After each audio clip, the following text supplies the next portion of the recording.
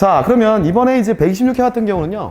네, 126회 같은 경우는 사실상 교과서에서 많이 나왔어요. 용어 자체가 이제 교과서 위주로 이제 보통 나왔는데, 우리 저희 교과서 이제 빨간 책 위주로 많이 나왔어요. 많이 나오고, 이제 그 안에서 그 문제 속에서 약간 조금 하나씩 틀어버리는, 네, 그런 식으로 이제 나오는, 네, 그런 거고요. 이제 교과서 그대로 내면 이제 문제 재미없으니까, 네, 그렇게 나온 거고, 126회 이제 기출문제를 제가 분석을 해보니까, 일반 전통적으로 이제 공조부화 쪽 있죠? 공조 쪽.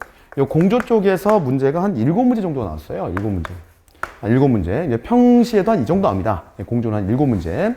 한 7문제, 8문제 정도. 왜냐면 우리가 이제 건축기계 설비 기술사나 뭐 이런 것들에서 가장 중요한 건 공조예요, 결국. 네, 이 안에 이제 공기조를 어떻게 하겠느냐. 그래서 공기조하는 과정에서 이제 에너지 절약이 나오는 거고, 이런 것들이니까요. 그 다음에 전통적으로 강하다고 볼 수 있는 이제 두 가지 파트 중에 이제 위생이 있는데, 위생 파트가 좀 많이 안 나왔어요. 별로 안 나왔어요, 위생 파트가. 위생 파트가 많이 나오면 문제가 쉬워지는 거예요. 문제 확 쉬워져요. 왜냐면 위생 파트는 변수가 많이 없어서, 네, 기본적으로 옛날부터 이제 전통적으로 내려오는 문제들이 쭉 나오거든요. 근데 위생 파트가 3문제밖에 안 나왔어요.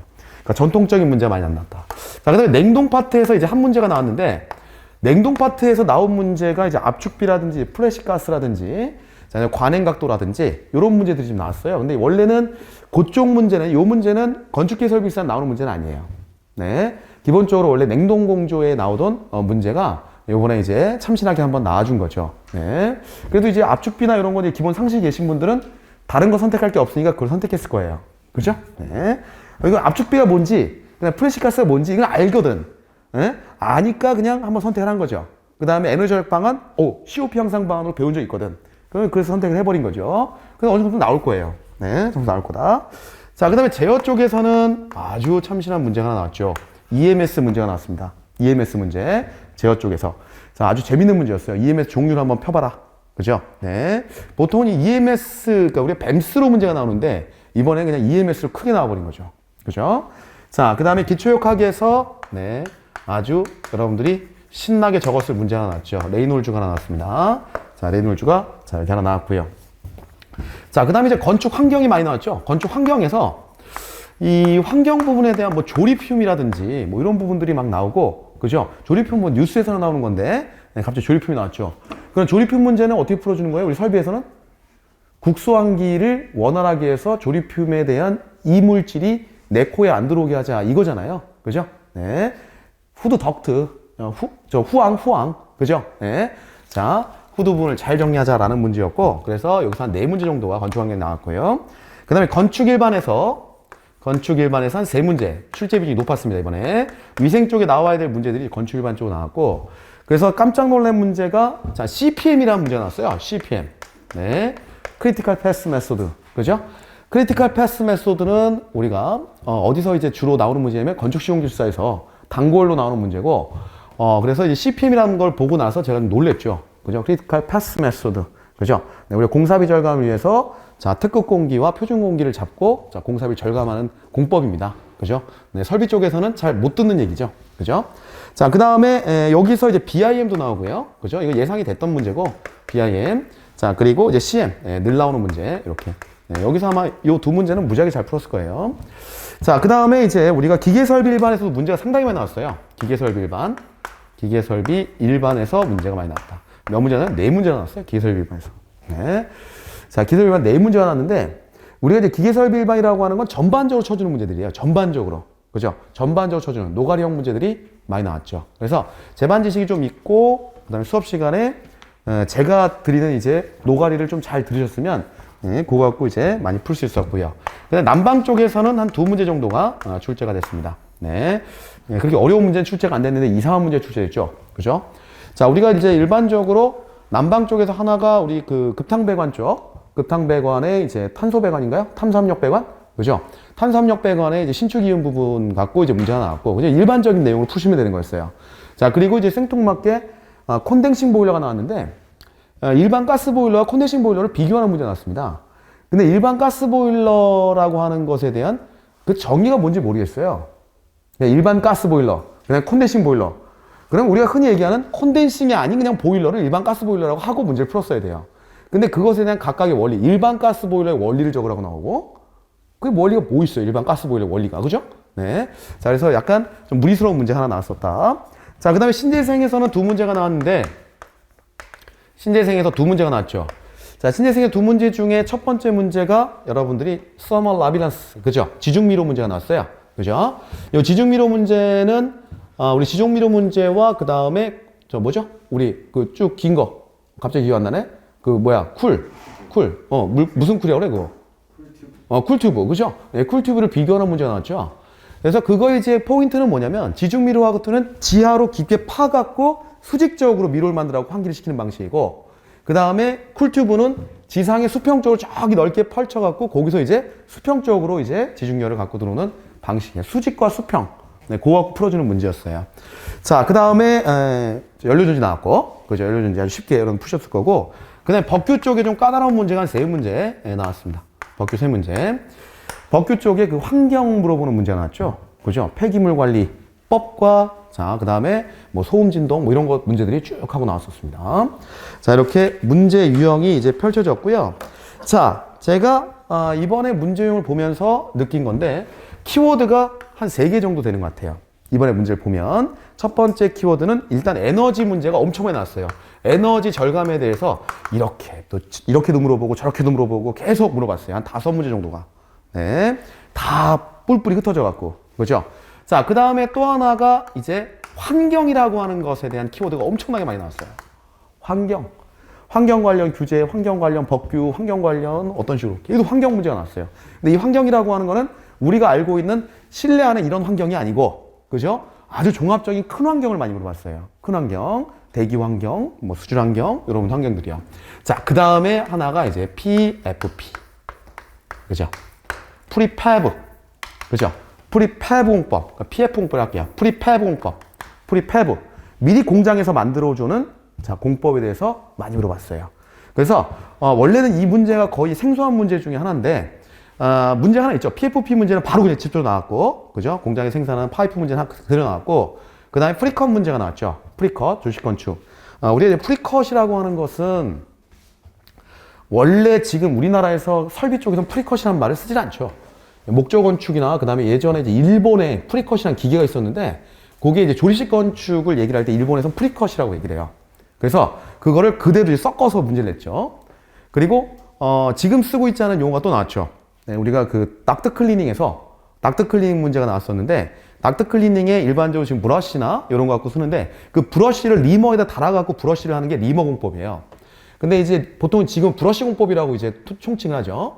근데 그걸 리머라고 이제 해서 문제가 나왔었어요. 브러쉬 공법을 물어본 거예요. 브러쉬 공법. 요거를 막 브러쉬로 해갖고 덕트에 뭐 묻어있는 거를 자, 비산시킨 다음에 호수로 빼는 공법이에요. 자, 그걸 물었는데 그게 리머라고 하는 공법을 우리가 얘기를 하던 거는 언제냐면 저도 막 거의 뭐 어렸을 때겠죠. 그죠? 한 3, 40년 전에 그걸 리머 공법이라 했었어요. 네. 일본에서. 그죠? 네. 자, 그래서 이번에는, 해외 유학파 분이 내신 것 같아요. 네, 한 2-3문제 정도. 그래서 그게 이제 용어도 그렇고요. 제가, 그런 부분을 조금 느꼈습니다. 네. 제가 오해일 수도 있어요. 오해일 수도 있는데, 네, 그런 것이 좀 느껴지는 시험 문제가 아니었나라고 볼 수 있습니다. 자, 그러면 강론으로 들어가서 용어 해설 1번부터 한번 간략하게 포인트를 잡으면서 문제 한번 풀어볼게요. 자, 1교시의 용어 해설의 문제 1번은 무지하게 어려운 문제였어요. 왜냐면, 자, 우리가 서울특별시 지역 1에 지역 2에 위치한 공동주택 적용 대상 부위에 실내 표면 온도가 12도일 때 온도 차이 비율은 얼마이며 자, 우각비 결로 방지 성능 기준 0.24일 때 결로 유무를 판정하고 결로가 발생할 경우 방지 대책을 한번 세워봐라. 자, 이 문제는 TDR을 푸는 문제인데 TDR 자체의 식은 다 기억을 하고 있어요. 그죠? TDR은 실내 온도 마이너스 외기 온도분의 실내 온도 마이너스 적용 대상 부위의 실내 표면 온도입니다. 자, 그런데 여러분들이 거기서 챙겨야 될 게 뭐냐면 그 식 밑에 있는 거 있죠? 중부 이지방의 실외 외기 조건. 그죠? 마이너스 몇 도? 15도. 그 다음에 실내 조건 25도. 요거를 알고 있어야 문제가 답이 나오는 문제예요. 맞나요? 그죠? 자, 일단 거기 한 꼭지로 나오는 문제가 되고 요걸 풀었으면 이건 100점이 나와요. 이건 거의 만점이 나온다고. 이걸 풀었으면 만점이 나오는 거고. 자, 그 다음에 무조건 두 번째는 만약 결로가 발생한다면 판정을 해보고 결로방지법을 얘기해라. 그러면 무조건 결로가 발생한다고 판정이 되는 거예요. 그러니까 모르면 결로 반다고 판정하면 돼. 그러고 나서 결로방지법은 일반적인 자, 내용으로 써주시는 내용이 되겠습니다. 네, 여기 들어가죠. 요 문제 포인트는 뭐다? 중부 이 지방의 외기 조건을 알고 있었냐, 모르고 있었냐? 네, 그게 이제 포인트입니다. 네. 자, 됐고요. 두 번째 문제. 자, 요 문제는 쉬운 문제였죠. 사수방지. 자, 사수방지 같은 경우는 공동주택에서 소화용 저수조와 급수용 저수조를 겸용으로 사용 시 사수의 발생 원인, 문제점, 설비적인 방지 대책 및 원리를 설명해봐라 라고 문제 나왔고요. 이 문제는 문제 규모 자체는 서술 문제예요. 거의 서술 문제인데 용어 문제 나왔죠. 자, 사수라고 하는 거 우리가 발생 원인이 뭐냐면 저수조를 자, 소화용수와 그 다음에 급수용수를 동시에 사용할 때 소화용수는 무조건 자, 뭐예요? 나중에 텅텅 비더라도 소화용수 남아있어야 하기 때문에 소화용수가 밑에 부분을 차지하고 그 다음에 급수 부분이 위쪽 부분을 차지하고 있어요. 그죠? 그런데 우리가 맨날 소화용수를 쓰는 경우가 거의 없죠. 소화용수 쓰는 불났다는 얘기죠. 자, 불났다는 얘기인데 그러면 그 밑에 있는 소화용수는 계속 뭐예요? 정체되어 있는 형태로 자, 있고 결국 쓰지 않는 사수화되게 됩니다. 그죠? 자, 요게 이제 사수의 원인이 발생하는 거고 그럼 사수가 발생했을 때 원인 그거에 대한 영향이 뭐냐면 자, 결국은 물이 들어오지는 거죠. 그 밑에는 물이 들어오지는 거고 물이 들어오지면 저수조가 썩어 안 썩어? 썩는 거죠. 이 두 가지가 영향도로 잡히는 거고요. 문제점으로 잡히고 자, 그러면 자, 그 다음 페이지에 들어가면은 여러분들이 대책이 나오게 되는데 대책은 뭡니까? 급수배관을 어디다 꽂아요? 저수조의 급수배관을 사수조에 꼽자. 그죠? 밑부분에 꽂아서 순환시켜버리자 라는 하나의 관점이 나오고 그 다음에 이 문제가 나온 이유가 뭐냐면 그 두 번째 대책 있죠? 공용으로 쓰자. 그죠? 자, 소화 쪽으로 들어오는 배관과 그 다음에 급수로 들어가는 배관을 공용으로 쓰자. 요것 때문에 문제가 나온 거예요.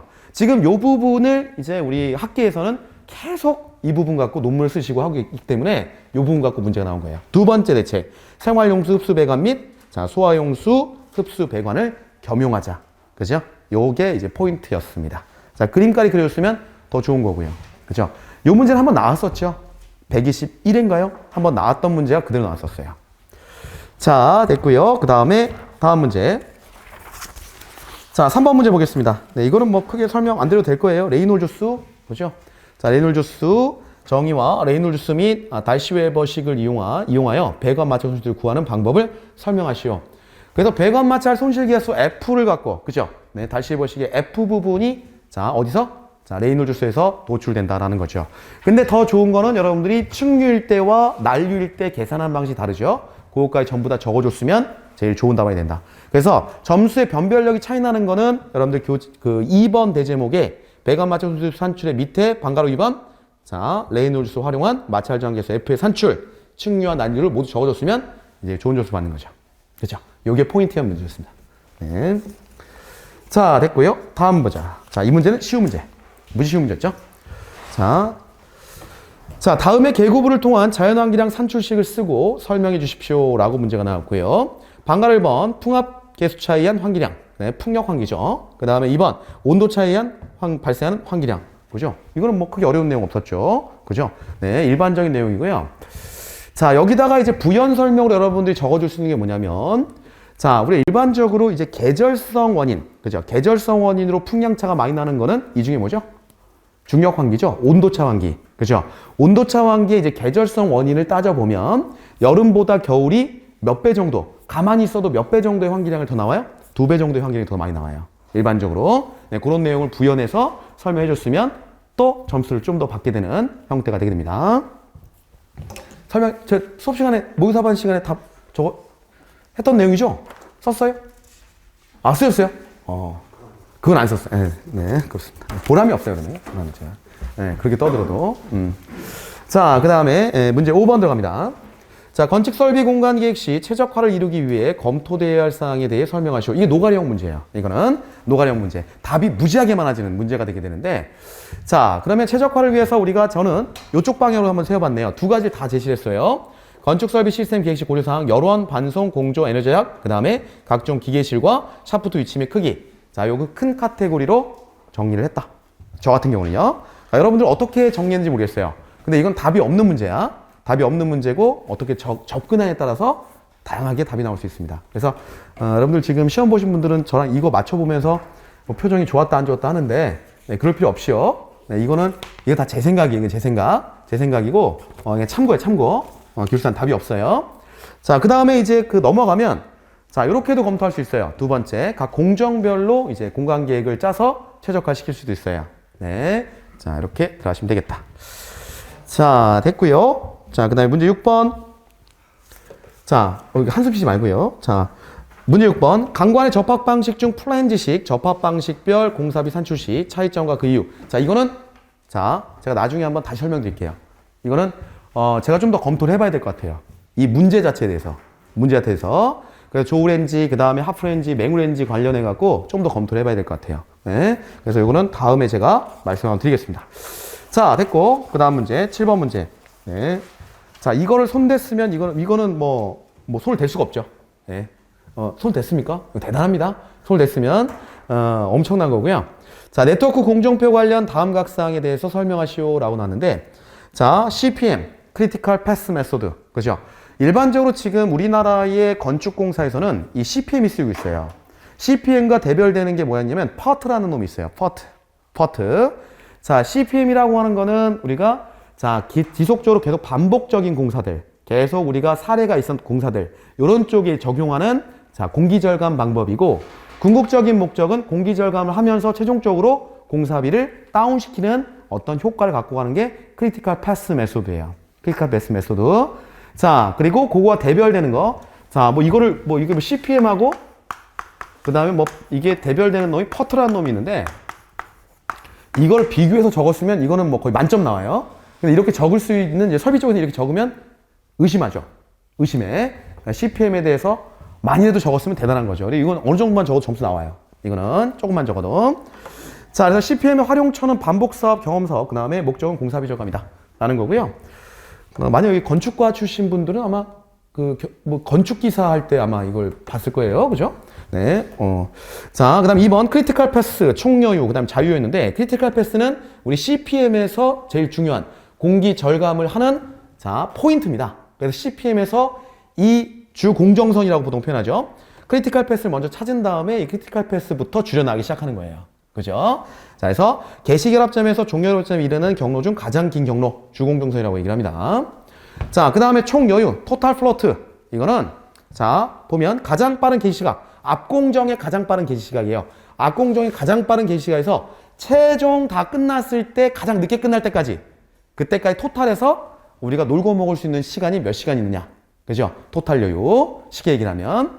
자, 그 다음에 자유여유는, 자, 앞공정에 제일 먼저 시작했어요. 그 다음에 뒷공정도 제일 빨리 시작했어요. 그죠? 네, 정상적으로. 그럴 때도 발생하는 여유를 얘기를 하는 거죠. 네, 프리플로트. 네, 이렇게 들어가게 됩니다. 자, 이거는 푸신 분이 많이 없을 거고, 이제 건축기사를 딴 지 얼마 안 된 경우, 이런 경우에만 풀 수 있는 것이다. 라고 볼 수 있습니다. 자, 그 다음에 다음 문제. 자, 요 문제는 자식이 다 푸셨을 거예요. 그죠? 자, PFP 공법을 정의하고 공정관리상의 장점을 얘기하십시오.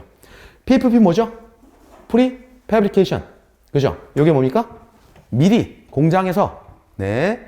자, 만들어 온 다음에, 생산하고 한 다음에 현장에서 뭐 하겠다? 조립하겠다. 그죠? 요 공법이죠?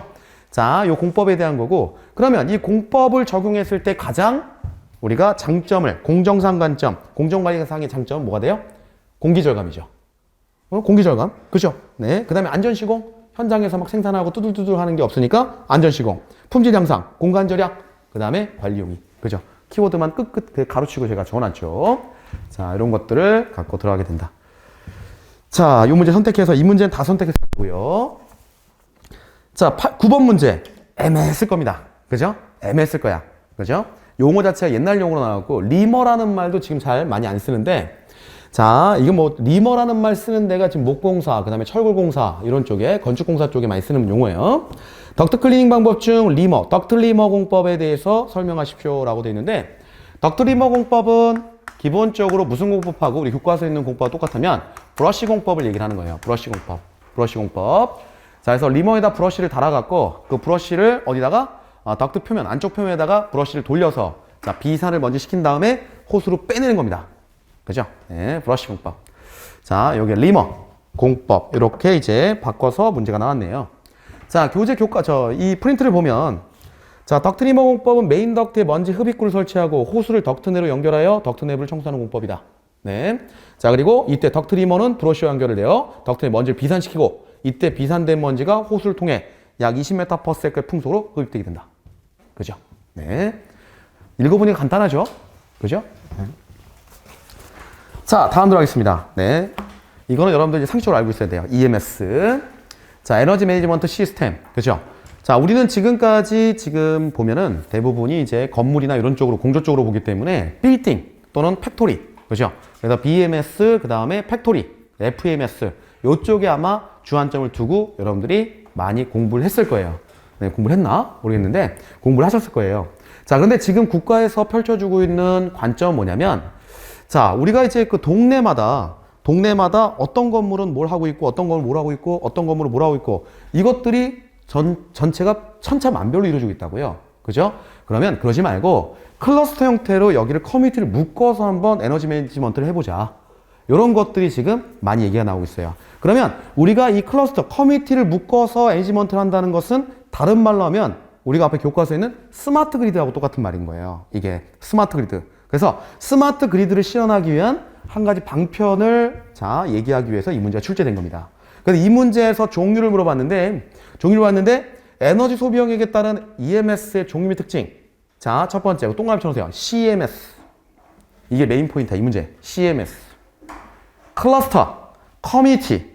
그죠? 클러스터, 커뮤니티, 에너지 매니지먼트 시스템. 그죠? 네, 동네 묶어갖고 다 관리시키겠다. 그죠? 자, 그리고 우리가 맨날 보는 거 BAMS. 그 다음에 자, H, 홈. 그죠? 홈 내부에서. 그죠? 홈 내부에서 EMS를 관리하겠다. 그죠? 네. 그 다음에 공장, FMS. 그 다음에 자, 마이크로그리드, 전력망 EMS. 그리고 자, 요거는 뭐예요? 리니어블, 신재생 EMS. 자, 그리고 TMS. 요거는 트랜스포테이션. 즉, 뭐 전기차 충전이라든지 자, 운송 관련된 EMS. 그죠? 이렇게 분류가 들어가 있습니다. 근데 이 문제의 포인트는 뭐다? CMS. 그죠? 커뮤니티, 스마트 그리드로 이어지는 CMS입니다. 네, 아주 문제 좋은 문제였어요. 네, 좋은 문제였습니다. 좋은 문제화 시킨 거죠, 제가. 그죠? 이건 딸랑 보고. 네. 자, 됐고요. 그 다음에 11번 문제 보자. 네, 이런 문제는 정말 아마도 이게 법이 두 가지가 섞여갖고 문제가 나왔어요. 법이 두 가지가 섞입니다. 이게 정의를 내리려면. 자, 건설공사 환경관리에는 건설소음 및 진동, 대기환경, 폐기물 관리 문제가 있다. 자, 건설 폐기물 관리에서 건설 폐기물 정의와 LCA의 정의에 대하여 설명하시오. 자, 그래서 건설 폐기물이라고 하는 거 정의를 적으라 했는데 법규적 관점에서 적어주면 좋은 점수가 나오는 거고, 근데 대부분 이제 그렇게는 못 적었을 거예요. 그래도 어느 정도 점수가 나올 겁니다. 자, 거기 보면 자, 제가 밑줄게요. 건설공사로 인하여 5톤 이상의 폐기물을 자, 가로 부분을 제가 빼고 있는 거예요. 건설공사로 인하여 5톤 이상의 폐기물을 발생시키는 사업장을 대상으로 대통령령으로 정한 것, 그러니까 폐콘크리트 같은 것들이에요. 대통령령으로 정하는 것을 말한다. 그죠? 요게 자, 우리가 얘기하는 건설 폐기물이라고 얘기하는 거예요. 그래서 건설 폐기물이라고 하는 것이 나올 수 있는 사업장이 되면 폐기물 자체가 5톤 이상 발생을 해야 돼요. 네. 자, 요거는 우리가 어느 법에 있냐면 자, 폐기물. 자, 어느 법? 폐기물 관리법이 있고, 그 다음에 대통령령으로 정해주는 곳은 자, 재활용 촉진법, 건설 폐기물의 재활용 촉진법에 관한 시행령에 나와 있는 거죠. 두 가지 법이 믹싱이 되어 있는 형태입니다. 네. 한 가지 법만 보면 거기 정의가 명확치가 않아요. 희한하게. 자, 그 다음에 2번은 LCA죠. 네, 이거는 다 풀었을 거예요. 전과정 평가. 그죠? 네, 뭐 생산부터 폐기까지 해서 전체 과정 속에서 나오는 환경 영향에 대한 총괄적인 평가를 진행하는 것이다. 그리고 여기다가 이제 저는 1, 2번만 키포인트 잡았는데 여러분들 아마 3번 대제목 적고 LCA 부분을 어떻게 하겠다. 그죠? LCA를 뭐 저감하고 LCA를 뭐 좋게 하겠다. 이런 내용들을 아마 적고 끝냈을 겁니다. 그죠? 정상적으로 수업을 들었다면. 그죠? 네. 자, 그렇게 들어가겠고요. 자, 그 다음에 12번 문제. 자, 누구나 다 선택하는 문제죠. 그죠? 자, 제너지 적용반은 패시브적인 방법과 액티브적인 방법이 있다. 이 중 액티브적인 관점에서 설명해달라. 그죠? 액티브적인 관점이다. 두 가지 관점으로 설명하셔야 돼요. 뭐와 뭐냐면 소비적인 관점. 그죠? 소요의 관점과 그 다음에 뭐 생산의 관점으로 여러분들이 정리를 하셔야겠고요. 소요의 관점은 우리가 흔히 얘기하는 설비적인 요소들. 그죠? 뭐 냉동기나 보일러나 반송이나 그런 것들. 그 다음에 생산적인 요소는 신재생 요소로 여러분들 정리하는 그런 문제였습니다. 네, 이거는 깔끔한 문제죠. 네. 자, 됐고요. 그 다음에 13번. 자, 문제죠. 이거 조립흉. 그죠? 조립흉. 자, 이거를 영어를 좀 해석할 수 있으신 분들은 이거를 모르는 상태에서 문제를 푸셨을 거예요. 조립흉. 그죠? 조리 과정에서 나오는 냄새. 그죠? 조리 과정에서 나오는 냄새. 근데 그 냄새라고 하는 것이 상당히 안 좋은 냄새더라. 그죠? 자, 암을 유발한, 폐암을 유발한 냄새들이 나오더라. 그래서 뭐 포르말데도 나오고 여러 가지 물질들이 나오더라. 그죠? 예, 조리 과정에 나오는 발암 물질의 총칭 또는 조리 과정에 나오는 어떤 유해 물질의 총칭을 얘기를 하는 거죠. 자, 그러면 이 문제를 갖고 여러분들이 어떻게 끌고 들어야 되냐면 결국은 뭐예요?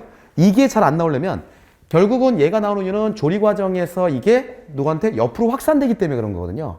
옆으로 확산돼서 조리하는 사람한테 그 피움이 오기 때문에 문제가 발생을 하는 거예요. 그러면 우리가 국소환기 관점에서 어떻게 진행해 줘야 돼? 국소환기 관점에서 자, 이 부분으로 잘 빨고 들어가게끔 하는 게 여러분들이 마지막에 정리를 했어야 돼요. 이 부분은. 그래야 점수가 나오는 문제야. 잘 나오는 문제지. 그죠? 잘 나오는 문제야. 그래서 나는 이 조립흉에 대한 인체 영향을 최소화시키기 위해서 이렇게 설비적 관점에서 후드에 대한 정압도 최소화시키고 댐퍼의 어떤 역류 방지시킬 것이고 그 다음에 옥상에서 입상도 확실할 거다. 이런 식으로 정리하는. 그죠? 네, 그런 문제였습니다. 자, 됐고요. 자, 다음 문제. 자, 이제 2교시네요. 그죠? 네, 서술 문제. 자, 2교시 서술 들어가면은 우리가 자, 지중열을 이용한 환기에너지 절약형 기법인 서멀라비스 환기 시스템. 네, 우리나라 말로 하면 지중미로. 그죠? 지중미로입니다. 지중미로. 자, 지중미로와 그 다음에 쿨튜브 시스템을 비교 설명하시오. 자, 이거는 자, 교과 제가 지금 프린트에 놔두시 자, 핵심 포인트가 있어요. 어떤 포인트가 있냐면 지중미로라고 하는 것은 수직적으로 깊게 파서 미로를 형성하는 거예요. 자, 그림 보이나요? 그죠? 수직적으로 밑으로 깊게 파서 미로 형성해서 경로를 확보하는 거고 그 다음에 쿨튜브 같은 경우는 수평적으로 상당히 원거리를 갖고 가서 우리가 경로를 확보해 주는 거죠. 이 두 가지를 갖고 문제를 풀어주는 거예요. 이 차이점을 갖고. 이게 메인 포인트였습니다. 자, 그러면 여러분들이 부지가 협소한 경우에는 어느 쪽으로 우리가 시공이 들어가야 됩니까? 지중열 활용을 하려면. 서멀라빈스죠? 그죠? 네. 쿨튜브는 우리 땅이 무지하게 커야 돼. 무지하게 커야 돼. 자, 그 다음에 우리가 부대 토목 공사라고 얘기를 하죠. 땅 파는 공사. 배관 설치하려고 땅 팔려면 누가 더 힘들어? 쿨튜브가 훨씬 힘들죠. 쭉 하고 파내려가야 될 거 아니야. 그 다음 우리가 관리하려면 자, 관리자가 온 사방팔방 뛰어댕겨야 돼요. 자전거 타고. 그죠? 자전거 타고 왔다 갔다 해야 돼. 관리하려면. 그죠? 자, 그런 요소들이 메인 포인트가 되는 문제였습니다. 그죠? 일단 이 지중미로에 대한 개념을 알고 있어야 문제가 풀리기 시작하는 거죠. 근데 그것만 알고 있으면 문제가 수직적이냐 수평적이냐 요 관점으로 문제를 여러분들이 푸시면 되는 문제예요. 오케이? 네. 한숨 쉬지 마시고요. 그죠? 한숨 쉬지 마시고 다르게 풀어도 돼요. 제 생각입니다. 제 생각입니다. 자, 됐고. 자, 그 다음 문제 가보시죠. 자, 그 다음 문제는 우리 배관용 탄소관관이죠. 자, 배관용 탄소관관의 탄소의 재질의 스팀 배관에 관한 다음을 설명하십시오. 자, 문제가 어떻게 보면 쉬운 문제인데 3번 있어, 3번. 방가로 3번. 그죠? 호칭경 200mm인 수평 배관의 길이가 100m일 경우에 지지 방법. 요거가 조금 어렵죠. 그죠? 요거 이제 시방서에 나와 있는 부분인데 요 부분이 체킹이 안 되면 요게 좀 자신이 없었을 거예요. 그죠? 자, 우리 신축약 산출 방법은 기본적인 산출 방법이죠. 전체 길이에다가 선팽창 계수에다가 그 다음에 온도 변화 델타 T 기본적으로 뽑히는 거고요. 자, 그 다음에 신축 곡간의 장단점을 얘기해봐라. 특징 얘기해봐라. 뭐 좋은 쪽으로 설명하면 되죠. 네, 뭐 누수가 적다는 둥. 자, 근데 문제는 자, 크기가 좀 크다는 둥, 면적이 많이 차지한다는 둥, 뭐 이런 내용을 쓰면 되는 거고요. 자, 그 다음에 3번. 자, 이게 메인 포인트죠. 이 문제의 메인 포인트. 자, 호칭경 200mm 수평 배관의 길이가 100m일 경우의 지지 방법. 관관의 호칭경 200mm 이상의 수평 배관의 경우에는 5m 이내마다 지지하게 되어 있습니다. 자, 그리고 밑에 제가 표를 한번 제시해드렸죠.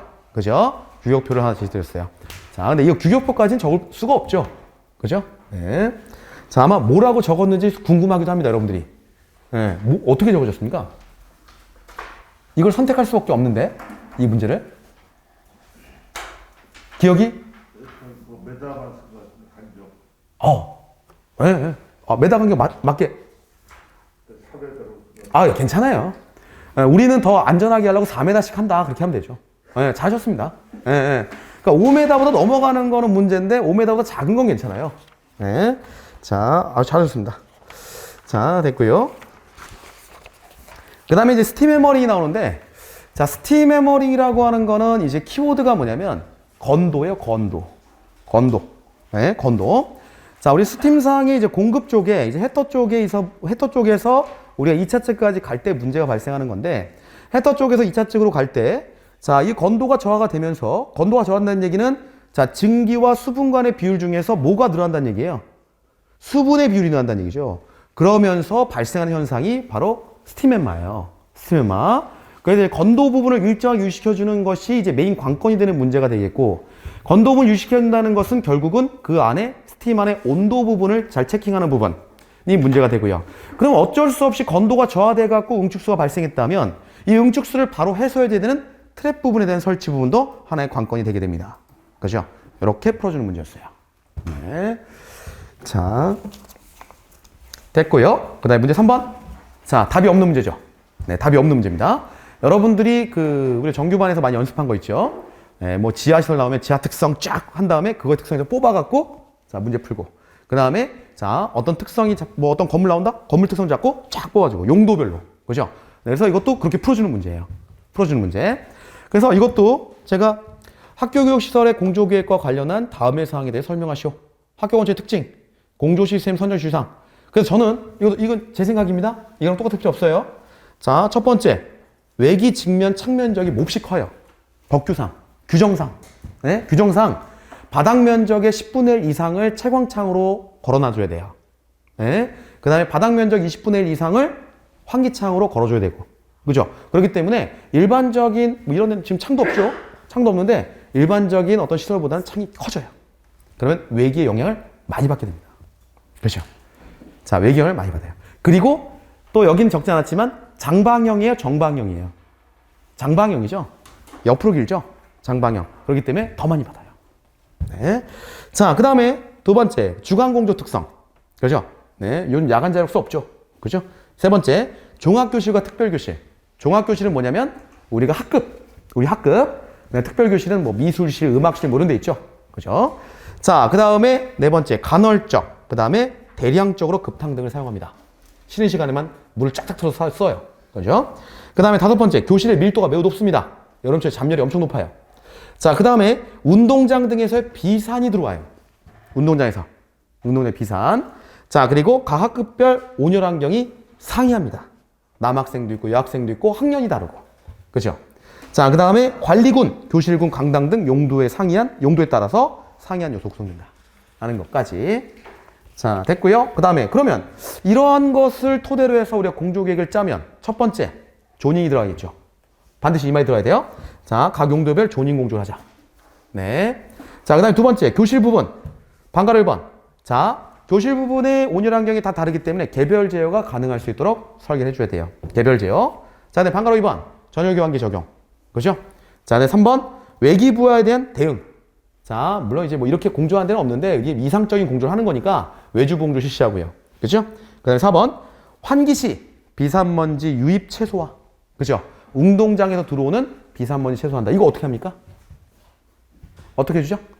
물론 이제 우리가 전열 교환기 쓸 수도 있고, 그 다음에 만약에 창문, 이게 자연 바람을 받고 싶다 그러면, 우리 뭐예요?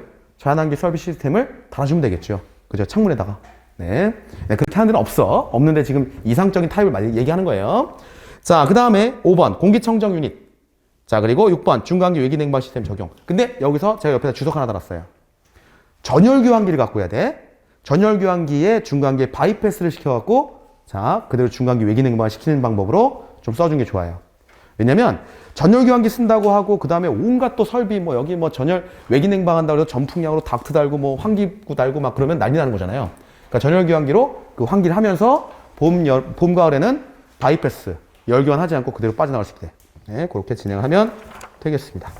자, 그다음에 중간으로 3번. 자, 관리군 교무실 같은데 외주군은 팬콜 유닛, 내주군은 전공기 단력트. 네, 일반적인 거요. 네, 방가로 2번. 채독기동 제어하자. 네. 그래서 뭐 선생님들 우리 수업할 때 교무실 대부분 거기 수업하러 들어가시죠? 그럼 좀 꺼도 되잖아. 꺼도 되죠? 네? 그러다 들어오면 좀 켜주고 이런 식으로. 자, 그 다음에 중괄호 4번 강당 등의 대공간. 그죠? 요거는 굴뚝효과 등이 발생치 않도록 출입문 에어커튼. 그 다음에 하층부 급기, 상층부 환기를 통해서 치원하게 실시한다. 그래서 대공간 형태로 한번 조성을 해보는 거죠. 그죠? 이렇게까지 들어갑니다. 자, 됐습니다. 자, 그 다음에 이거는 뭐 거의 반도체 쪽에서 그냥 문제 하나 내줬는데, 반도체 공장 내 클린룸에 설치되는 팬 필터 유닛에 대한 다음 사항을 설명하십시오. 자, 팬 필터 유닛은 우리가 일반적으로 항온항습을 하는 설치되어 있는 기본 메인 공조가 있고, 그 다음에 그 기본 메인 공조에 더불어서 추가로 팬 필터 유닛으로 천장 쪽에 보통 설치되는 형태로 들어가게 됩니다.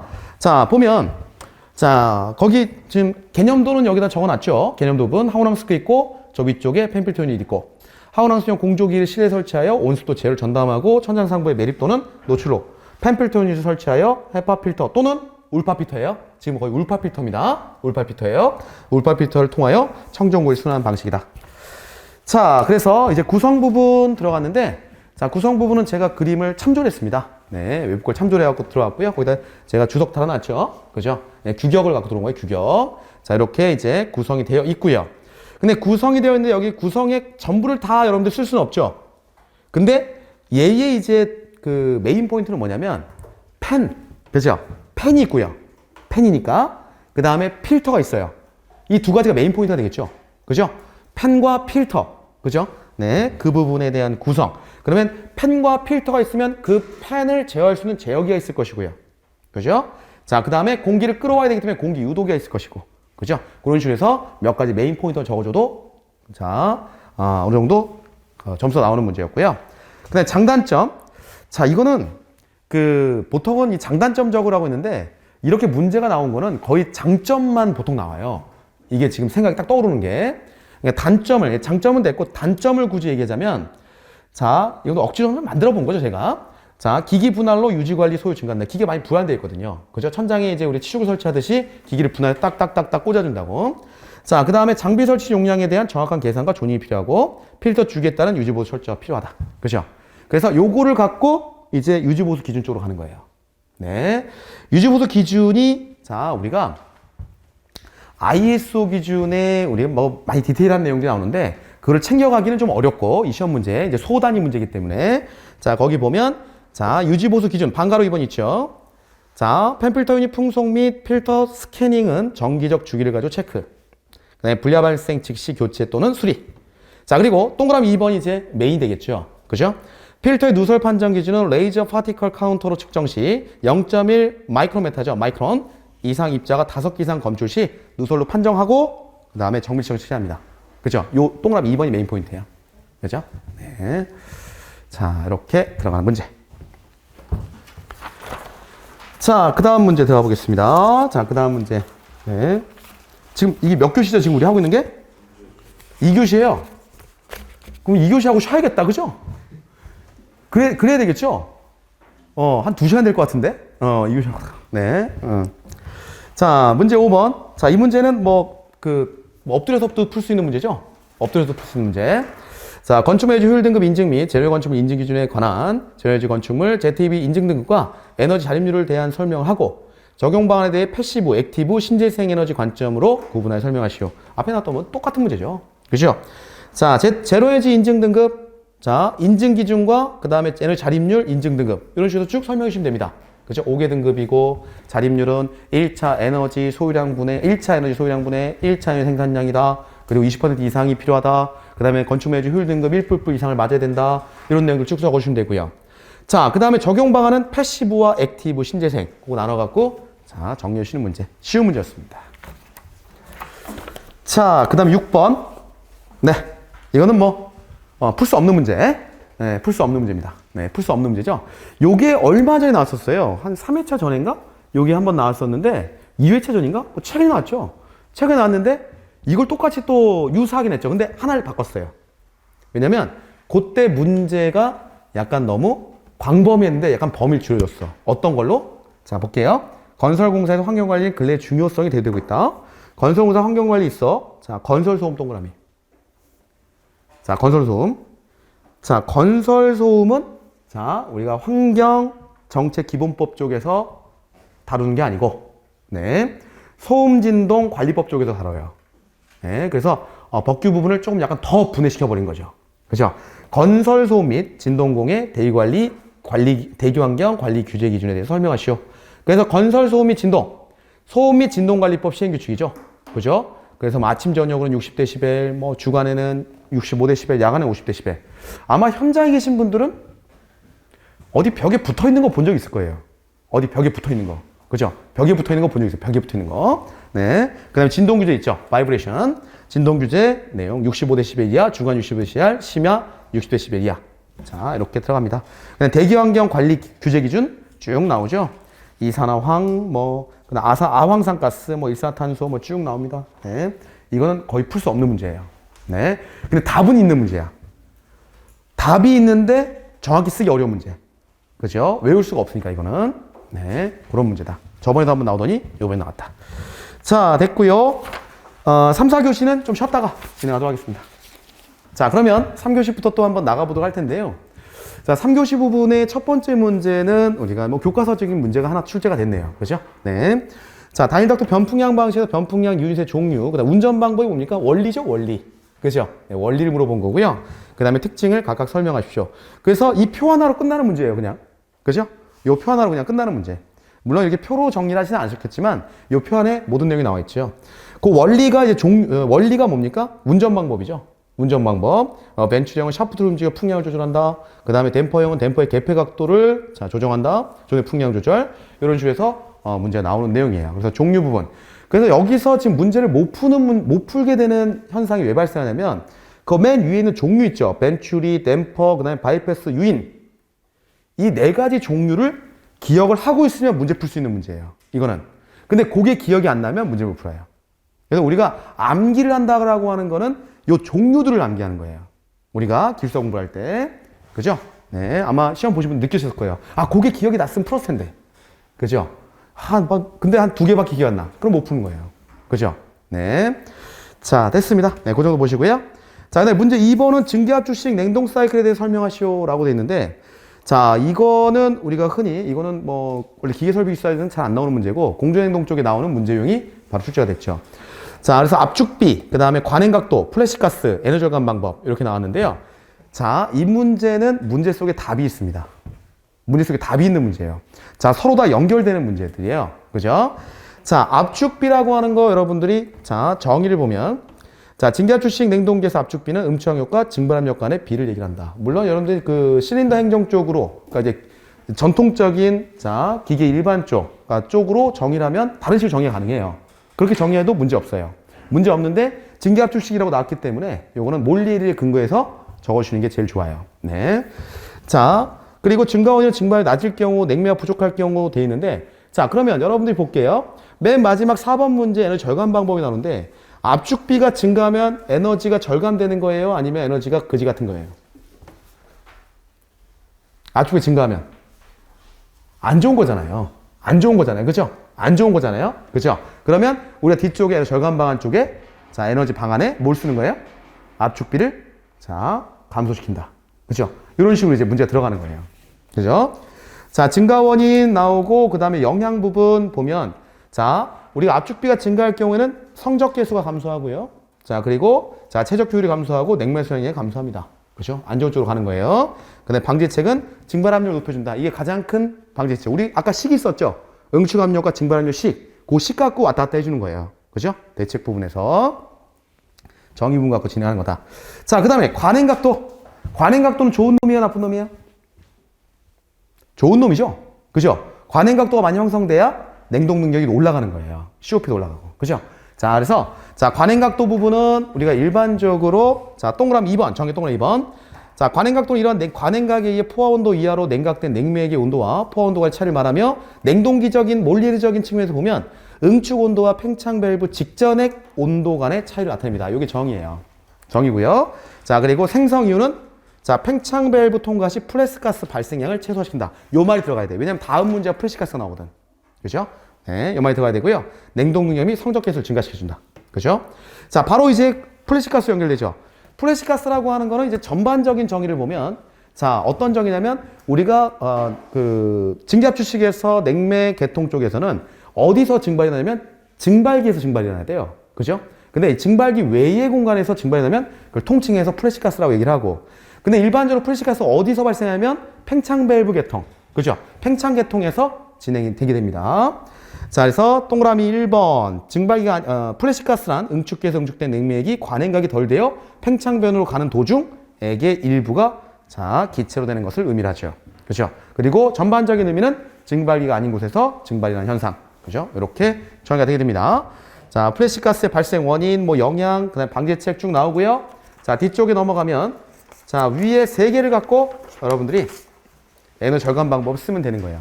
자, 압축비를 어떻게? 감소. 그 다음에 자 또 뭐 어떻게? 관행 각도를 증가. 그리고 또 어떻게? 프레시가스를 최소화. 이게 메인으로 잡히고 그 나머지가 이제 적혀지게 되는 거죠. 그죠? 그래서 문제 속에 답이 있는 유형이었다라는 겁니다. 자, 됐습니다. 자, 그 다음에 자, 이 문제 어려운 문제였네요. 3번. 자, 기계설비법 문제였죠. 네. 자, 기계설비법에 따른 기계설비공사 착공전 확인 및 자, 사용전 검사에 대한 다음을 설명하십시오. 라고 되어 있는데, 자, 대상 건축물 또는 시설물은 우리가 예상 문제였기 때문에 여러분들 아마 우리가 제 모의사반에서도 계속 출제라고 해갖고 아마 어느 정도는 갖고 왔을 거예요. 그죠? 자, 근데 문제는 뭐였냐면, 방과로 이번에 기계설비 시공자 및 감리 업무 수행자의 업무가 뭐냐, 여기서. 네. 자, 요거는요, 우리가 그 기계설비법 쪽에 보면, 자, 별지 서식 쪽에 서식이 쭉 나와 있어요. 서식 나와 있는데, 그 서식을 다 클릭해서 들어보면, 누가 사인하는지가 나오거든. 누가 사인하는지가 그 사인하는 거 기준으로 구분을 하는 거예요. 사인하는 기준으로. 그래서 우리가 시공자는 기계설비 착공전 확인표를 작성하고 그 다음에 사용전 확인표, 성능 확인서, 안전 확인서를 작성을 해요. 자, 그러면 감리자는 뭘 해주냐면 이걸 착수를 해야 되는지 안 해야 되는지 그걸 확인합니다. 자, 그러면 감리 업무 수행자 기계설비 착공 적합 확인서. 자, 그 다음에 기계설비 사용 적합 확인서를 작성을 해요. 그죠? 오늘 가서 한번 보세요. 클릭해서 들어가 보면 거기에 사인하는 사람이 누군지가 딱 나와요. 네, 사인하는 사람. 그 사인하는 사람 기준으로 문제 출제된 거예요. 상당히 어려운 문제입니다. 상당히 어려운 문제. 자, 허를 찔렸죠? 제가 허를 찔렸습니다. 여기까지는 제가, 네, 이 사인까지 제가 한번 네, 봤어야 되는데 허가 찔렸어요, 제가. 다른 것도 다 쳤는데. 자, 그 다음에 문제 4번 갑시다. 자, 문제 4번 CM. 네, 이건 교과서대로 그대로 나왔습니다. 네, 교과서 그대로 나왔고요. 자, 건설사업관리 CM의 정의, 유형 및 역할에 대해서 설명해라. 네, 뭐 이거 교과서대로 그대로 나왔으니까, 그죠? 뭐 정의부분, 뭐 건설사업관리, 뭐 기획부터 그 다음에 뭐 준공, 뭐 그 단계까지 전체로 관리해 주는 거다. 그죠? 자, 그 다음에 유형은 CM for F와 CM의 리스크, 그죠? 네, 대리인형과 그 다음에 크게 보면 시공 책임형 이렇게 들어가죠. 그죠? 네, 그 다음에 이걸 더 세분하게 나눠도 돼요. 뭐 XCM이라든지 뭐 ACM이라든지 세분하게 나눌 수 있는 또 하나의 방법이 있어요. 근데 이제 크게 보면 이 두 가지로. 자, 역할은 뭐 계획 단계, 설계 단계, 뭐 발주 단계 쭉 해서 역할 부분 들어가고, 제가 여기다 단계별 역할이군요. 단계별을 들어왔네. 역할 부분은 뭘로 적어야 돼요? 시공사, 발주처, 그 다음에 뭐 CM 이런 식으로 이제 적으시면 되죠. 그 다음에 이렇게 적어도 상관없어요. 역할이라고 했기 때문에 단계별로 CM이 하는 역할로 이렇게 적으셔도 돼요. 단계별로 계획 단계 이런 역할하고 설계 단계 역할하고 발주 단계, 시공 단계, 준공후 단계 이런 역할한다. 이렇게 정리하시면 되죠. 앞에 부분을 좀 잘 이렇게 좀 보세요. 이 단계 부분. 자, 이런 문제 쉬운 문제였고요. 자, 이 문제 5번. 무조건 다 선택을 했겠죠. 선택을 하고 나서 이렇게 많이 세분을 어떻게 우리가 구성을 할 것이냐를 고민을 많이 하셨을 거예요. 그죠? 자, 건축기계 설비의 계획, 설계, 시공, 운전 및 유지관리 단계별 에너지 절약 방법에 대해 설명하라. 어렵습니다. 그죠? 자, 우리가 기본적으로 에너지에 대한, 에너지에 대한 계획을 디테일하게 세우는 것이 설계예요, 설계. 그죠? 자, 설계. 그래서 건축물의 에너지 절약 설계 방안이라고 하죠. 설계 기준이죠. 그렇기 때문에 건축물의 에너지 절약 설계 기준은 이 설계 부분에 다 진행을 하는 거예요. 그죠? 그래서 지금 나와 있는 프린트에 보면 설계 단계에서 그 과정이 나오죠. 그죠?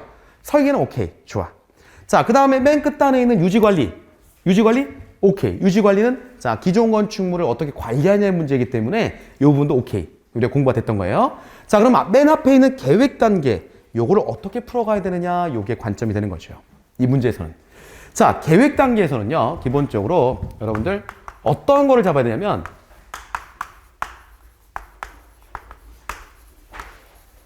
목표 설정을 하는 거예요. 목표 설정. 계획 단계에서는 이 건축물이 제로에너지 건축물 인증, 그 다음에 건축물의 효율 등급의 인증, 이런 것들을 어느 수준까지 맞춰줄 수 있느냐.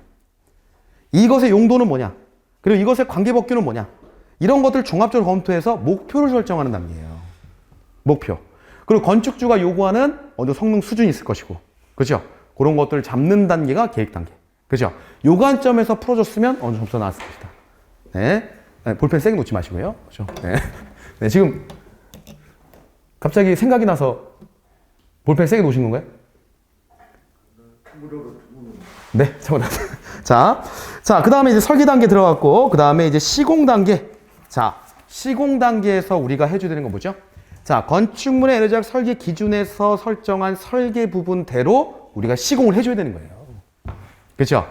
그러면 전반적으로 쳐들어가는 내용이 뭐냐면 감리예요. 제대로 그것대로 하고 있는지.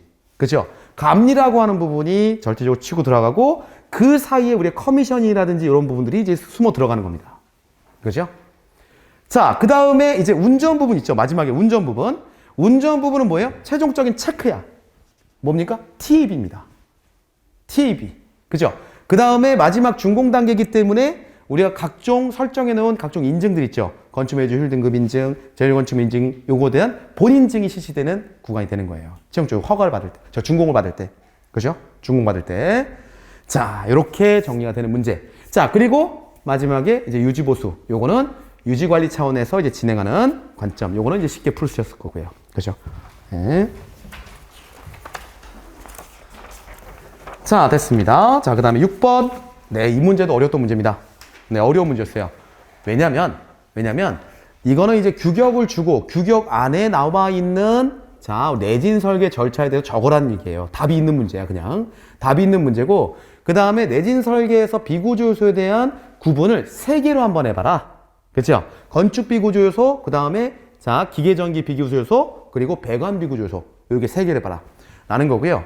자, 우리가 앞에 나와 있는 우리 내진 설계 절차는 그대로입니다. 우리 써져 있는 그대로. 요거 그대로 적는 게 이제 답이었어요. 근데 이거 그대로 적을 수 없죠? 어느 정도 비슷하게 적으면 맞았겠죠? 그죠?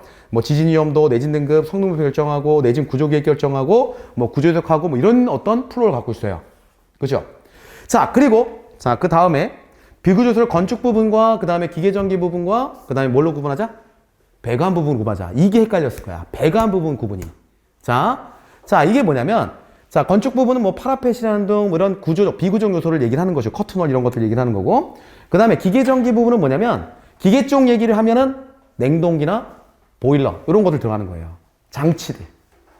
그 다음에 배관계로 들어가면 이건 뭐냐면 전기와 기계의 반송계통을 모두 토탈한 게 배관이라고 표현했어요. 법규에. 그래서 우리가 자, 배관 요소에서 급배수 배관, 전기 전선 및 케이블, 트레이, 그리고 용접 등의 접합부를 가진 각종 파이프. 그죠? 전기와 기계의 모든 반송계통을 자, 배관 부분이라고 자, 규격상에 따로 구분을 했습니다. 이게 나온 거죠. 요게 좀 어려웠던 거지. 그죠? 근데 물론 이제 배관이라고 해서 막 썼겠죠? 그죠, 여러분들? 네, 썼을 거예요. 자, 됐습니다. 반송계통이죠, 반송계통. 그죠? 자, 됐고요. 이제 4번, 4교시. 네. 제가 이제 이거 답안 준비하면서 제일 어려웠던 문제가 이 문제예요. 네. 공동주택에 사용되는 일반 가스 보일러와 콘덴싱 보일러에 대한 원리, 장단점, 차이점을 비교하고 콘덴싱 보일러 에너지 절감 원리를 설명하시오. 자, 제가 이제 어려웠던 게 뭐냐면 콘덴싱 가스 보일러에 대한 원리를 설명하라고 하고 뒤쪽에 콘덴싱 보일러 에너지 절감 원리를 설명하라고 하니까 이게 2번 중복이잖아요. 내용이 중복 문제야. 똑같은 내용인 거야. 똑같은 내용 사실은. 똑같은 내용이라고. 자, 그래서 일반 가스 보일러, 가스 연료를 연소하여 실내 난방하는 거잖아요. 그죠? 네. 자, 그 다음에 장단점은 장점 적게 되게 힘들었는데, 그죠? 일반적으로 보급된 사항이죠. 그죠? 기부품이 단순화됩니다. 콘덴싱보다 단순할 거 아니에요. 비교해보면. 그죠? 네. 자, 그 다음에 단점은 콘덴싱에 비해서 자, 질소산화물이나 이런 것들의 배출 농도가 셀 거고. 그죠? 자, 그 다음에 자, 열효율이 상대적으로 낮고 배기가스 온도가 높다. 그죠? 열교환 안 시켰으니까. 그죠? 자, 콘덴싱 보일러. 자, 콘덴싱 보일러 뭡니까? 현열뿐만 아니고 응축. 즉 잡열을 이용하는 원리로 해서 자 배기열 회수해갖고 에너지를 절감하는 거죠. 그죠? 자 그러면 장단점에 제일 많이 들어가는 게 뭐예요? 열회수를 통한 에너지율 극대화. 그 다음에 세 번째 요 말 꼭 들어가야 돼. 초미세먼지 생성의 주요 원인 물질인 질소산화물 배출 최소화. 그죠? 요거 문제 나왔던 거잖아. 요게 문제 나왔던 거죠. 예? 예전에. 자 그리고 최종 열교환 후 배기가스 온도가 낮다. 그죠? 열교환 다 시켜버렸으니까. 자 단점 뭐예요? 단점 적기 힘들었어. 그죠? 근데 콘덴싱 보일러가 아무래도 복잡할 거 아니에요. 그죠? 복잡할 거 아니에요. 유주보수라든지 그 다음에 뭐 부품교라든지 복잡할 거 아니냐. 그죠? 자, 그 다음에 일반 배기가스 보일러, 콘덴싱 보일러 차이점. 자, 그럼 어떻게 여러분들이 정리해야 돼요? 차이점. 비교표를 하나 만드는데 첫 번째, 제일 차이 나는 거 열효율. 그죠? 열효율. 일반 보일러는 80%대. 그 다음에 자, 여기서 얘기하는 무슨 보일러? 콘덴싱 보일러는 85에서 90%, 90에서 95%까지. 그죠? 네. 그 다음에 폐열회수 여부. 그죠? 자, 일반 보일러 불가. 그 다음에 콘덴싱은 가능. 요게 메인 포인트. 그 다음에 친환경성. 그죠? 질소산화물의 자, 배출 부분. 그죠? 요 부분. 요 세 가지가 메인입니다. 그죠? 차이점. 자, 그리고 넘어가서 자, 콘덴싱 보일러 에너지 절감 원리 똑같은 거죠? 콘덴싱 보일러 원리하고 똑같은 거예요. 그죠? 똑같은 말을 자, 조금 더 풀어서 써주시면 되는 내용이었어요. 자, 이렇게 들어간 내용입니다. 자, 됐고요. 그 다음에 문제 2번. 네, 이 문제도 자, 우리가 건축 매적 설계 기준의 권장사항에 나와 있는 내용이죠. 그죠? 네. 자, 전열 교환기 성능 평가는 누기율, 유효 전열 교환율, 교환효율, 소음 평가, 결로 시험, 그 다음에 에너지 계수 평가를 통해 판정된다. 자, 건축물의 에너지학 설계 기준에 따른 고율 인증 제품 기준에 자, 유효 전열 효율과 그 다음에 에너지 계수 값을 냉방시와 난방시로 구분하여 쓰고 전열 교환 효율식으로부터 에너지 계수식을 유도하고 설명해라. 네, 문제 한번 풀어볼게요. 자, 유효 전열 교환 효율과 에너지 계수. 유효 전열 교환율은 자, 우리 법규상에 냉방시 45%, 난방시 70% 이상이죠. 에너지 계수, 에너지 계수 8 이상, 15 이상. 그죠? 냉방, 난방시. 자, 그 다음에 자, 유도 한번 들어갑니다. 자, 이번에 전열 교환 효율식으로부터 에너지 계수식을 유도하자라고 되어 있는데 전열 교환 효율식이다. 자, 토탈. 자, 토탈 부분. 자, 전체의 우리 엔탈피 차이. OA에서 HRA죠? 네, RA. RA 분의, 뭘로 들어가요? HO에서 HSA. 요게 전열 교환 된 거죠. 그죠? 전체 교환 중에 요게 전열 교환 된 거예요. 엔탈피가. 자, 요게 이제 100%다. 그죠? 요게 뭡니까? 요게 이제 전열 교환 효율이 되는 거예요. 전열 교환 효율이 되고, 자, 여기서 지금 이제 에너지 계수 쪽으로 가보자. 이제 에너지 계수 식을 썼는데, COE. 에너지 계수는 뭐예요? 자, 분모에 뭐가 들어갑니까? 와트, 전력. 내가 이만큼 전열 교환하기 위해서 전력 썼는데, 어느 정도로 우리가 열을 교환했느냐? 와트분의 Q예요. 응? 열 교환 양. 와트분의 Q. 자, 와트분의 Q다. 자, 여기서 Q는 어떻게 표시됩니까? 자, 지금 요걸 제가 Q. 풍량 들어가겠죠. 라지 Q 풍량. 그죠? 라지 Q 풍량. 자, 그 다음에 풍량에 따른 밀도. 그죠? 세제곱미터니까 킬로그램 바꿔줄 거고. 그 다음에 뭐가 돼요? 엔탈피의 얻은 양. 델타 H. 그죠? 요 델타 H는 뭐가 들어가? 얻은 양이니까 요게 들어가겠죠. 얻은 양이니까. 맞나요? 요게 들어갈 거야. 응? 요게 들어갈 거야. 자, 이렇게 들어갔습니다. 자, 그러면 요게 와트 이렇게 잡혀요. 맞나요? 기본식이 맞죠? 자, 그러면 델타 H를 자, 우리가 한번 보자. 델타 H가 뭐랑 똑같다고? HOA H supply야. 그죠? 저쪽 식에서 볼까요? 그러면 자, 요 식을 변형해 보자. HOA 요쪽 놓고 요거 좀 올려볼게요. 저쪽으로. OA HSA는 요거 저쪽으로 가면 자, 효율의 토탈. 자, 요거는 HOA 요거는 절대값 써야겠죠? 여름 겨울 있으니까 이렇게 들어갑니다. 맞나요? 그러면 요거를 어디다 집어넣어? 여기다 집어넣으면 되죠? 자, 집어넣어 볼까요? 와트는 Q, low. 자, 효율. HOA, H supply. 요 Q가 아마 교과서에는 지금 프린트는 요걸로 있을 거야, V로. 식 만들 테니 봐봐요.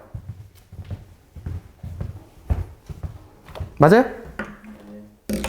이렇게 유도하는 겁니다. 이렇게 유도한 거예요? 아시겠어요? 응. 자, 이게 생각이 나야 말이죠. 그죠? 생각이 나야 말이죠. 그죠? 생각이 나야 말이죠. 근데 제가 이거 설명을 몇 번 했어. 수업 시간에. 그죠? 정규반 수업 들으신 분. 제가 이거 설명했죠? 여기서, 자, 요게 절로 간 거다. 그죠? 몇 번 설명했어. 근데 생각이 나야 말이지. 그죠? 생각이 나야 말이지. 자, 물론 이제 저런 거 설명할 때는 또 다른 생각을 하고 계시니까. 그죠? 네.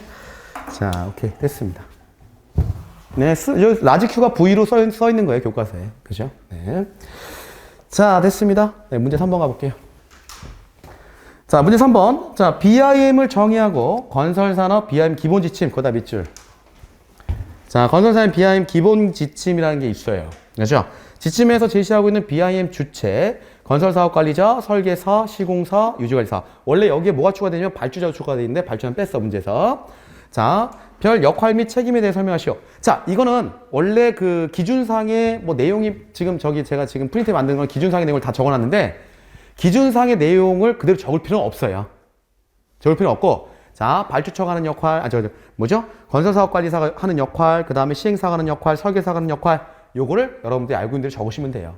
왜냐면 이거 자체를 보고 매칭하면서 이거를 채점하진 않아요. 그죠? 그리고 이걸 다 적을 수가 없어. 그죠? 적을 수가 없어. 그 내용 읽어보면 여러분들이 아는 상식이야, 또 그러고. 그죠? 네. 그래서 이걸 보고, 이렇게 적었어야 되나? 라고 생각하지 않으셔도 되겠다. 라는 겁니다. 자, 됐습니다.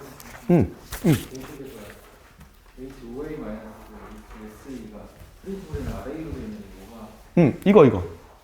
OA 마이너 아니다. OA 마이너? 이거를 진작 말씀하셔야죠. 그죠? 네, 저기식이 그대로 들어온 거잖아. RA잖아, RA. 그죠? 그래서 계속 의아해 하셨구나. 그죠? 이게 칠판의 오타입니다. 오타. 그죠? 오타죠? 조식을 이렇게 씁니다라고 여기다 OA를 적은 거죠. 그죠? RA. 자, SL 적은 거죠. 서플라이를. 오케이? 네. 아마 여러분들이 자, 이걸 보고 계속 의아하면서 계속 매칭을 하고 계시더라고. 그래서 왜 매칭하고 계시지? 했는데 제가 칠판에 오타를 냈네요. 네. 답안 있으세요? 오타 내도 돼. 저 정도는. 그죠? 네. 자, 감사합니다. 네. 두구두구 유튜브에 댓글 달릴 뻔 했어요. 그죠? 네. 틀렸다고. 그죠? 네. 자, 감사하고요. 자, 그 다음에 문제 4번 갑니다. 자, 문제 4번이 논란의 문제죠. 논란의 문제. 그죠? 자, 건축기계 설비 공사와 관련한 다음 사항에 대하여 설명하시오라고 문제 나왔어요. 그죠? 공법계획에 영향을 미치는 공사 현장의 환경 4가지. 이런 말이 어딨어. 자, 근데 이게 뭐냐면 공법계획을 할 때 우리가 자, 어떤 거를 보냐면 공정, 품질, 원가, 안전을 기본적으로 봐요. 공품원안이라고 하죠. 그죠? 공품원안. 또는 다른 방식으로 가면 시경안무를 봐요. 시경안무. 시공성, 경제성, 안전성, 무공해성. 다른 방향으로 가면. 둘 다 맞는 방향이야. 그죠? 둘 중에 하나 선택해서 가시면 돼. 그죠? 자, 요런 걸 보는데 이게 왜 첫 번째 이 문제에 나왔냐면 첫 번째 이걸 갖고 환기를 시키는 거야.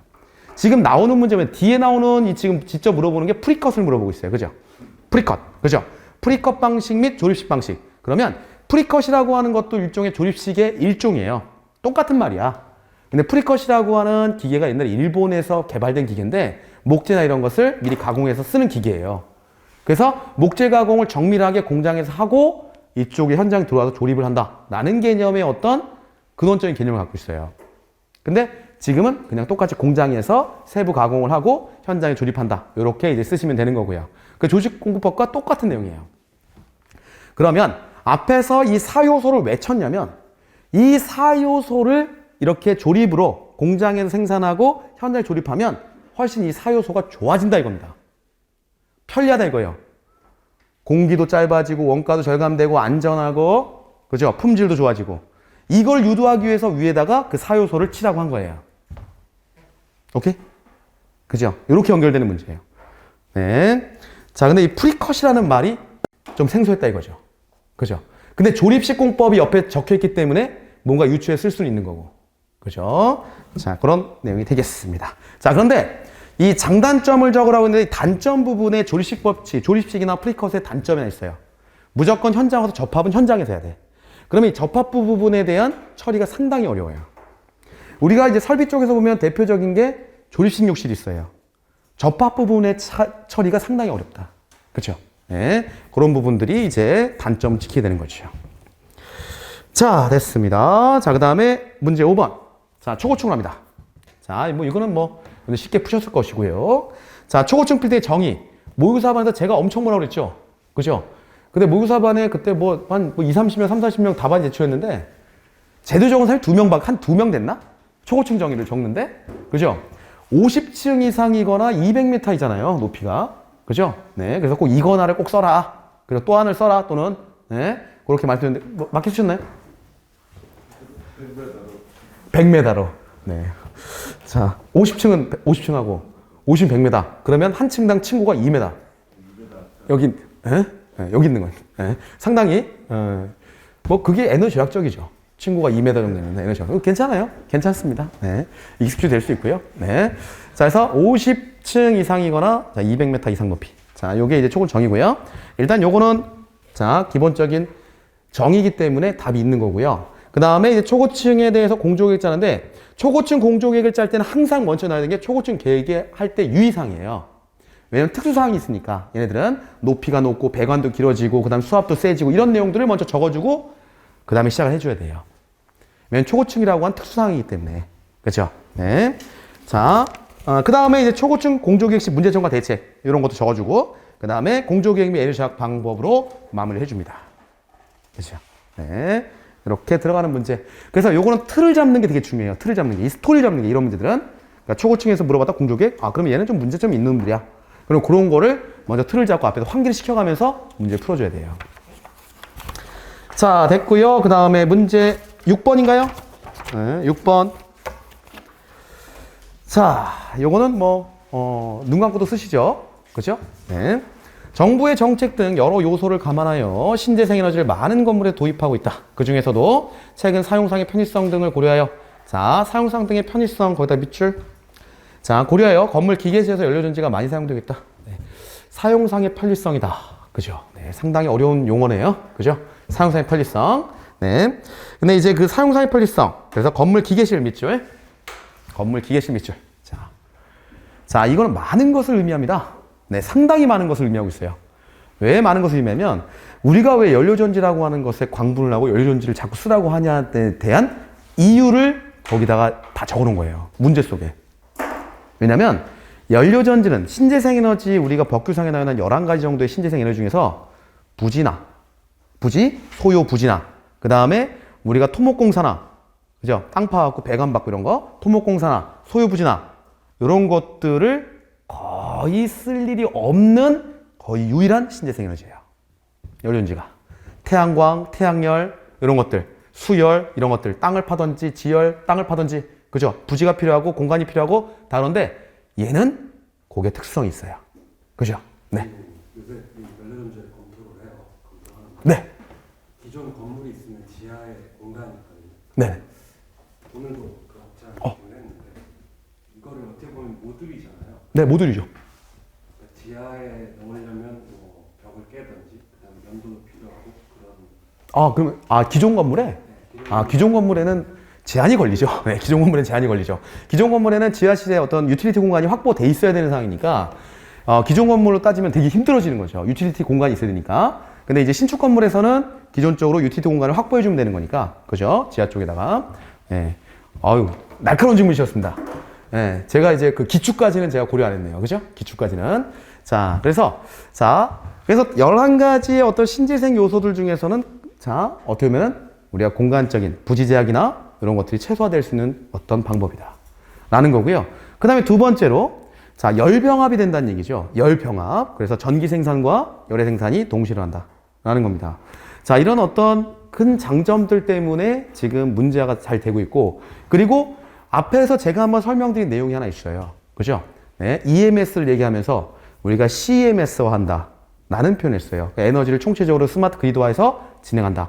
그러려면 우리가 제일 좋은 방법, CMS를 재밌게, 그러니까 우리가 활용도가 높아지려면 분산형 발전이 돼야 돼요. 분산형 발전. 한전에서 끌고 오는 발전이 아니고 각각 동네에서 분산형 발전이 되면 상당히 좋은 관점이 되게 됩니다. EMS 관점에서. 그죠? 자, 그런 관점들이 전부 다 내포되어 있는 연료전지다. 그죠?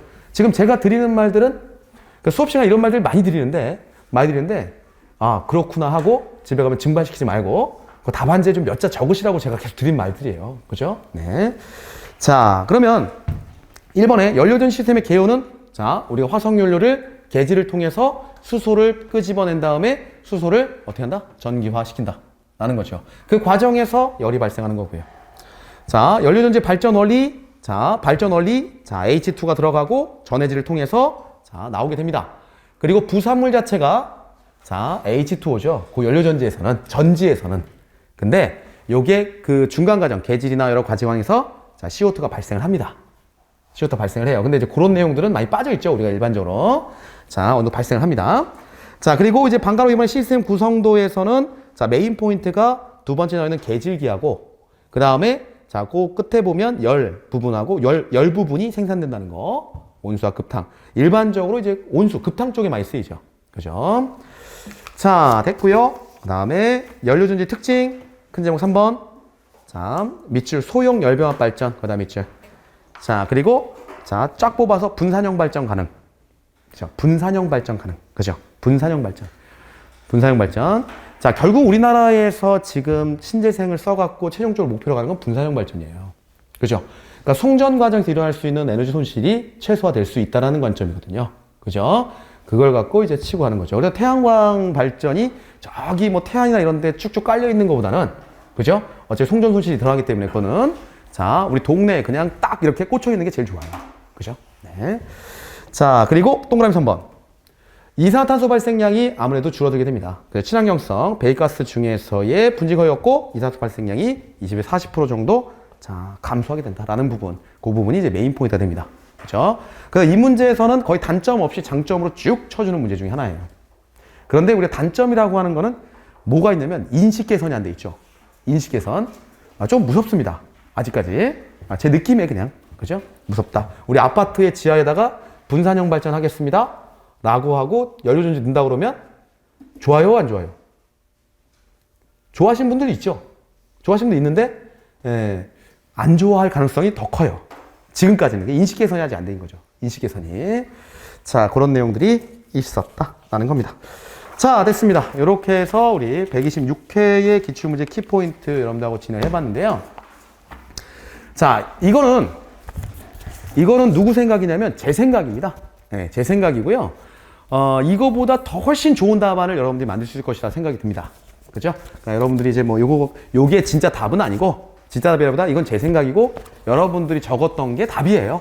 답이니까, 요걸 보고 여러분들이 머릿속에서 지금 계속 이제 그 채점을 하시는 분들이 있는데, 네, 그렇게 할 필요 전혀 없습니다. 네, 전혀 없고요. 네, 여러분들이 쓴 게 답이다. 라고 보시면 되겠습니다. 네, 수고하셨습니다. 좀 쉬었다가 진행하도록 하죠.